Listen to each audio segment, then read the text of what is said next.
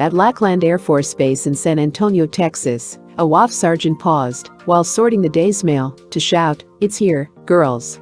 4 WAFs clustered excitedly around to examine the letter she held, then discreetly disappeared, while the sergeant delivered it to a tearful recruit lying face down on her cot in the barracks. It took a little while for the girl to realize what the sergeant was trying to tell her, and even longer to believe it. When the message finally got through to her, she sat bolt upright, reached for the proffered letter, and looked, unbelievingly, at the name on the upper left rim of the envelope, Rock Hudson. Still unconvinced, she gently opened the letter and slowly read it. Then she read it again. It was Rock's response to an emergency telegram sent by her barracks mates, who had wired Rock, "A letter from you would make her feel like a woman again, and not just another soldier." The letter served its purpose. In Boston, Massachusetts, a grateful father recently contributed $200 to the Crippled Children's League in Rock Hudson's name, as thanks for an autograph sent to his 11-year-old daughter who is suffering from leukemia. "My daughter is the happiest girl in the community, and the envy of all her friends," wrote the father. "Your picture worked better than any medicine." A 34-year-old woman in Blackburn, England, wrote to Rock Hudson, "I can sew, cook, knit, darn, typewrite, milk certain cows, speak French, dive from low heights, cycle about 80 miles a day without being in practice, and also do plain, but not fancy, ice skating. I'd be the perfect wife for you." The mother of 2 girls, ages 9 and 13, wrote from Macomb, Illinois, that she is so in love with Rock Hudson, she is about to burst. "My husband would kill me if he knew," she said. "I am saving money from my shopping budget to buy you cufflinks for Christmas." And a grandmother in Chattanooga, Tennessee, writes to Rock every morning while having her second cup of coffee to tell him what her children and grandchildren are doing and keep him up to date with the family. These women have only one thing in common: they are Rock Hudson fans. Most film star fan mail is unbelievably boring. The fan is usually struck dumb by such personal contact with his idol. In contrast, the 8,000 to 10,000 letters a month sent to Rock Hudson are unique because the writer invariably feels the recipient is a friend. Unlike Rudolph Valentino, who was the sex boat of his day, Rock Hudson is not the lover type. He has sex appeal, but his older fans want to mother him. Young girls want to marry him, and men want to emulate him. He seems to appeal to all ages and types. Moviegoers, asked to analyze Rock from his screen impression, agreed on many points, such as, he gives the appearance of great solidity. He seems well educated and poised. Obviously, he comes from a wealthy family. His calm good nature could come only from a well-ordered life. If anything, he appears spoiled, probably had everything easy. Nothing could be further from the truth. Rock Hudson's life has been complicated and difficult, uncommon only because it was so common. A detailed study of it shows him emerging as a stronger, more complex person than anyone realizes. It dissipates completely the image of the beautiful hunk of man which has been built up through years of fan magazine stories and beefcake poses. Now, when Rock has finally been given a chance, in Giant, to prove what a competent actor he has become, it is time to strip away the superficial image of Rock Hudson and see him as he really is, a solid, stable, intelligent young man who has built up an almost uncanny ability to take life as it comes and make not only the best, but the most of it. By the time his next 2 important pictures, Something of Value and Battle Hymn, are released, Rock will have left behind for good the boy next door roles, although in real life he is closer to being the boy next door than any actor in Hollywood. The real story of Rock Hudson began at 2 a.m. on the cold, wind-bitten morning of November 17, 1925, when a long, thin and small, 5% pounds, 22 inches long, baby boy was born to Kay and Roy Shearer of Winnetka, Illinois. Kay Shearer, Rock's mother, was a handsome, dark-haired woman with the fun-loving temperament and good humor of the Irish as well as an English reverence for thrift and industry. Even now Rock closely resembles his mother in his habits, though not in looks. He has her habit of closely studying everyone with whom he talks, and he has inherited from his mother her quiet appearance of emotional solidity and stability. From his German-Swiss father, Rock, who was tagged Junior at birth and later christened Roy, inherited tall, dark good looks and a relaxed and easygoing temperament. As a child Rock was a shy, almost too pretty boy with long, dark curls that weren't cut until after his 4th birthday, at the time his parents were divorced. Whether or not this had any traumatic effect on Rock's personal life, or his career is something for the psychiatrists to give an opinion on. But it still remains that Rock was scarred by the divorce, and for years, he blamed himself for the fact that his father, with whom he was very close, deserted him and his mother. "I had to take over then," his mother says. "I always took him with me and tried to be a father as well as a sister and brother to him. Mrs. Shearer got a job as a switchboard operator and she and Rock moved in with her parents, who were also sharing their roof with another daughter, her husband and their 4 children. Even as a toddler, Rock began to learn the meaning of responsibility and how to assume it cheerfully. He helped his mother clean house and cook. Once when she was ill with a cold, he offered to make orange juice for her. He disappeared into the kitchen. When minutes passed and Rock didn't reappear, his mother went to investigate. She found him squeezing oranges by the dozen. He had every pitcher and pan in the house filled with juice, his mother recalled. He'd squeezed 5 dozen and had only 1 to go. I'd ask for juice, and he was going to give it to me by the barrelful. In 1932, when Rock was 7, his mother married Wallace Fitzgerald, a Marine Corps officer who adopted Rock and gave him his legal name of Roy Fitzgerald.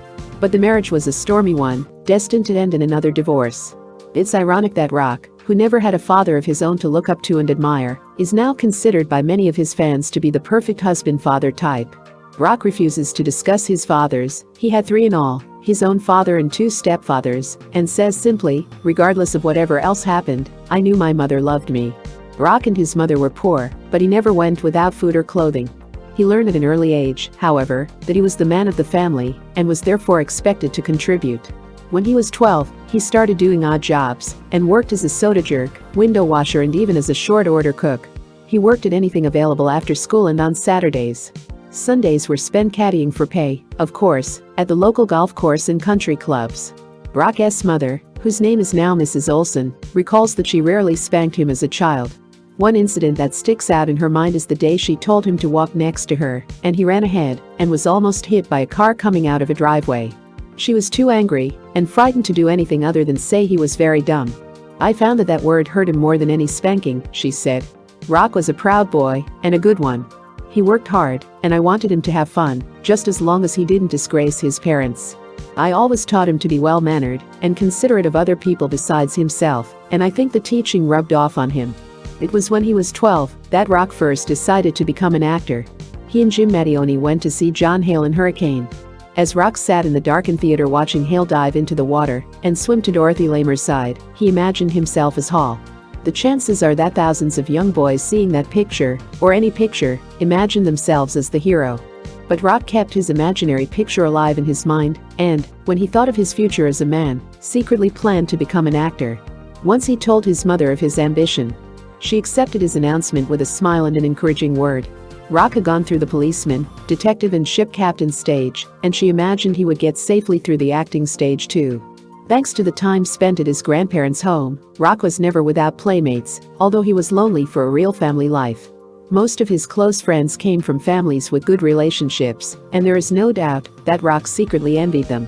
For example, he spent a great deal of time visiting Jim Mattione, a stocky youngster of Italian descent who is now a music teacher. The Mattionists gave Rock the family feeling he felt lacking in his own home, and Jim's family became his. Jim and Rock went to New Trier High School in Winnetka, along with 700 other North Shore children, most of whom were from wealthy families, and enjoyed every luxury. Rock recalls himself as a typical high school adolescent and says he was unaware at the time of feeling very much different from his financially well-to-do friends. Dean of Boys Frederick Collar of New Trier remembers him as a nice, quiet boy who never gave anybody cause for concern. He was never in any trouble. But he was not an outstanding student.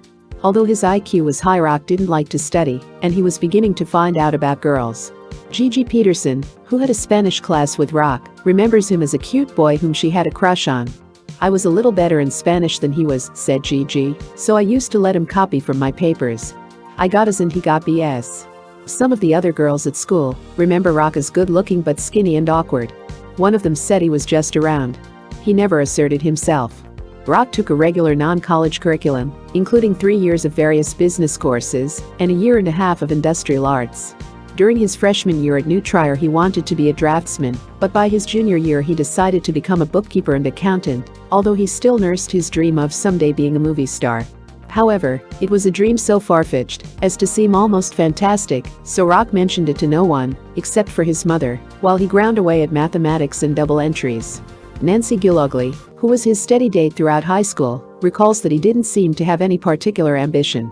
Like most young boys his age, he was merely putting in time until school was finished, and he could go out on his own. He didn't consider college, because he never believed he would be able to afford it.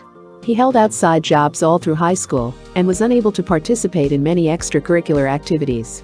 He played baseball occasionally and swam in interclass competitions, winning some medals he is still proud of.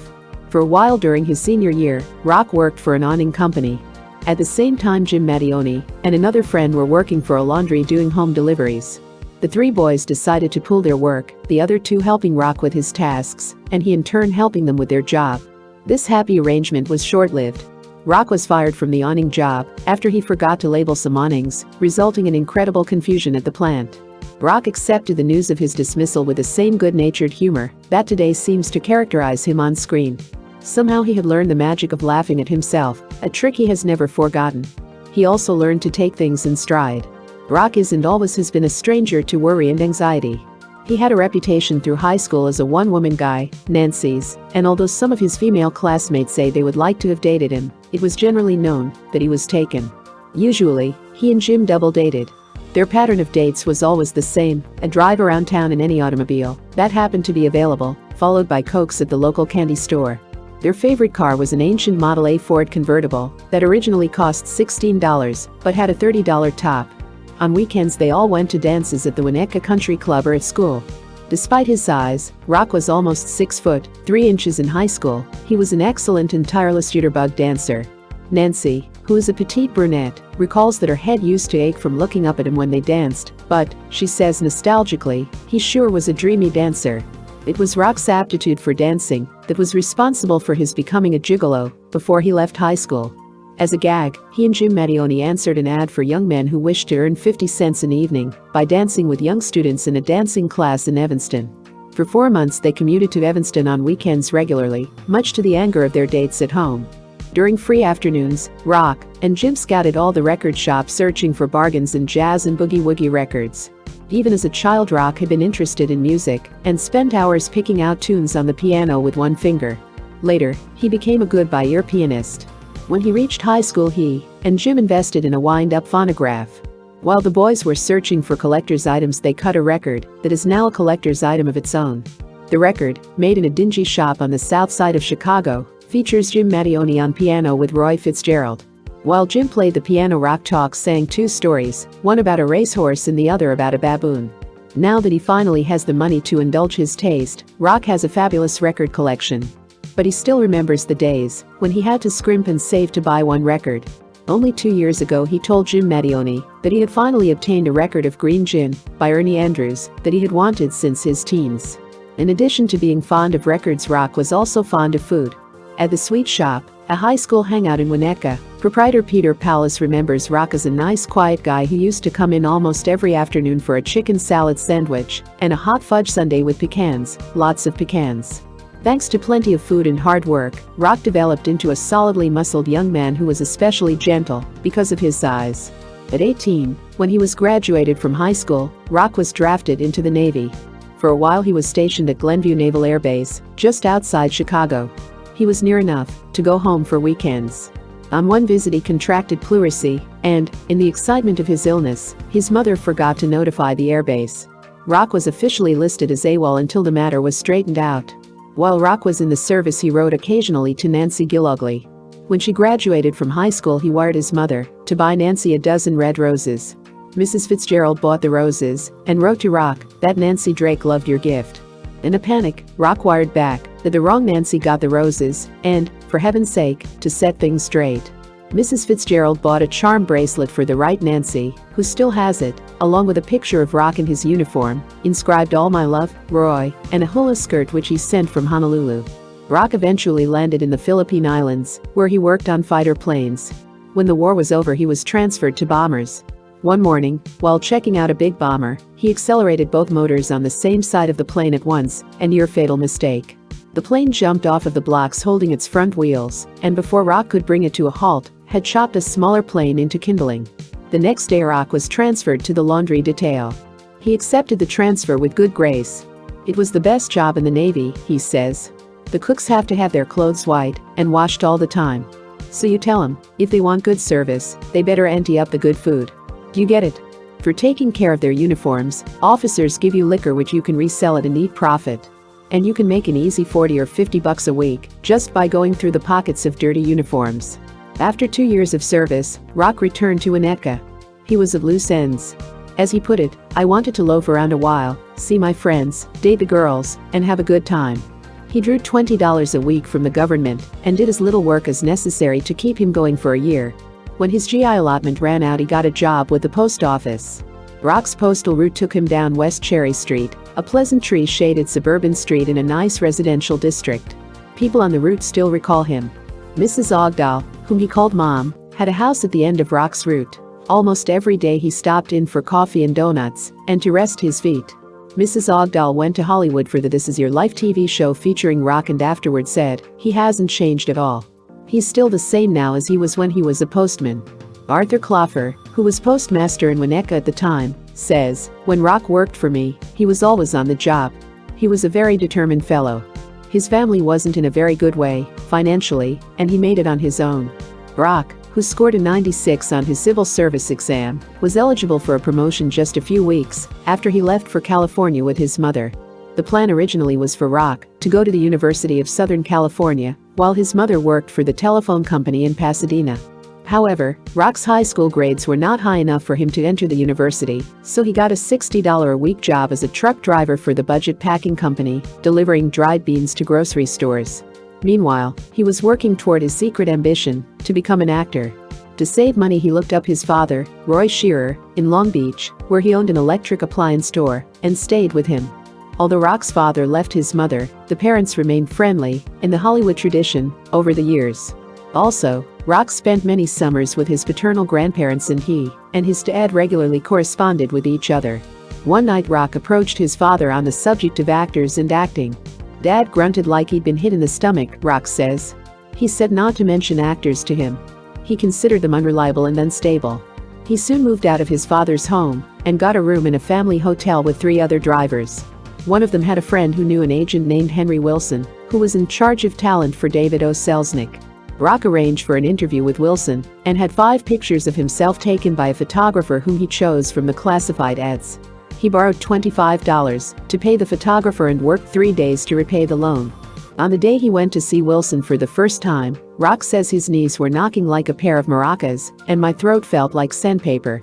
When Wilson asked Rock if he could act, Rock told the truth, no. He figured the interview was then at an end. "Good," answered Wilson. "I think I can do something for you."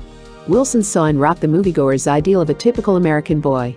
He had size, good looks, strength, and a certain shyness that I felt would make him a star like Gable, says the agent. He has the kind of personal charm that makes you think you'd enjoy sitting down and spending time with him. Wilson took Rock to leading executives at his studio, none of whom would give him a screen test. "Bring him back when he's ready," they said. So Wilson proceeded to get him ready. For 3 hours a week, Rock took lessons from diction coach Lester Luther at $25 an hour, paid by Wilson. Rock also took dramatic lessons every night after working all day as a truck driver.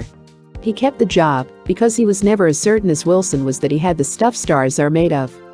Fighting traffic and toting bales of beans all day left Rock tired and tense by the time he arrived for his dramatic lessons. So his instructor, Florence Cunningham, taught him a trick which he still uses to relax. He would envisage a small white pearl on a piece of black velvet and, while concentrating on it, recite the alphabet. He had a lot of trouble getting rid of his nasal, Midwestern twang, but finally, where training had failed, nature took over. He caught cold. After a long siege, he came down with laryngitis. When it was over, he found the racking cough had left his voice deep and resonant. After more than a year of lessons and hard work, Rock was ready, in Wilson's estimation. The final step was to give him a new name. Wilson is famous in Hollywood for having discovered and named Tab Hunter and Race Gentry. He didn't like the length of Fitzgerald, which Rock was then using. So he selected the name of a car for a last name and suggested Rock add his own first name. After some deliberation, Rock changed Roy to Rock. Having supplied him with a new voice, a new name, and some dramatic instruction, Wilson again took his discovery out for inspection. First stop was the offices of Raoul Walsh, the film director who had had good experience with truck drivers. He had taken another man off a truck and turned him into John Wayne. Walsh looked Rock over with a practiced eye. "Green," he said to Wilson, "but juicy. Even if he can't do anything, he'll be pretty scenery." Walsh signed Rock to a personal contract at $125 a week and put him in Fighter Squadron. In his first film, Rock had only one line, "You'd better get a bigger blackboard." It took him 34 tries to say the line right. By then Wilson was on his own as an independent agent. He believed the best studio for Rock would be Universal International. For weeks Rock worked on the scene that was to be his test for the studio. On the night before the test he worked with Walsh, then went to the studio, only to find he had brought the wrong script. After the test Rock had a discouraging interview with producer Walter Wanger. It seemed to go wrong from the beginning. Discouraged and miserable, he went back to his rooming house convinced that he would be a truck driver for life. On his way up to his room he remembered a little old lady on the ground floor who had had a stroke. Rock had been in the habit of reading the comics to her every afternoon and telling her all about his day on the truck or at the studio. She, in turn, was his first fan. She had seen Fighter Squadron 6 times before her stroke. That night she asked him how the interview with Wanger had gone. "I was about to tell her the truth," says Rock. "But then I decided not to. Instead I said everything was wonderful and that I was sure to have my name in lights with her as my chief advisor. Then I went on and read to her." Suddenly she began to jerk convulsively, and within a few minutes she was dead. As he sat there, holding the old lady, Rock was glad he had lied to her, that he had made her happy, thinking things were beginning for him. Just then, he recalls, the telephone rang. It was Henry. "I was going to sign me to a contract." Suddenly, I felt strange. I thought of the little old lady on the ground floor and what I had told her. And I wondered. Rock's life at Universal International was far from easy. The studio had paid off more than $9,000 invested in him by Wilson and Walsh, and they were determined to improve on their investment. They felt Rock had the raw material stars are made of. It was their job to shape him into a box office figure. Every morning he reported to the studio at 8 and began a day which he later said was harder than driving a truck. As a star student at the studio's drama school he was coached in everything from acting to fencing to writing, and literally pummeled, pushed, and punched into shape by Franny Van, the studio's athletic director. If he found Rock slouching, Van would slap him smartly on the back. Van had a $100 bet that he could break Rock's slouch habit. He was determined to win it, and he did. During this time Rock was considered just another actor in Hollywood. The only magazine cover he appeared on was a comic book. Finally, after a year in which he never appeared before a camera, Rock was again judged ready by drama coach Sophie Rosenstein. He was given bit parts in dozens of films. During 4 years he appeared in more than 35 pictures and at one time worked for 5 straight months without a day off. But he loved it. "I asked for work when I signed up," he says. "I got it, and it paid off, so I had nothing to complain about." One of the many pictures he worked on was a Western, and Rock had trouble with his first writing part. Every time the cameras began to roll and he began to ride, his 10-gallon hat fell off. The scene was tried more than half a dozen times. And each time it became more and more embarrassing for him.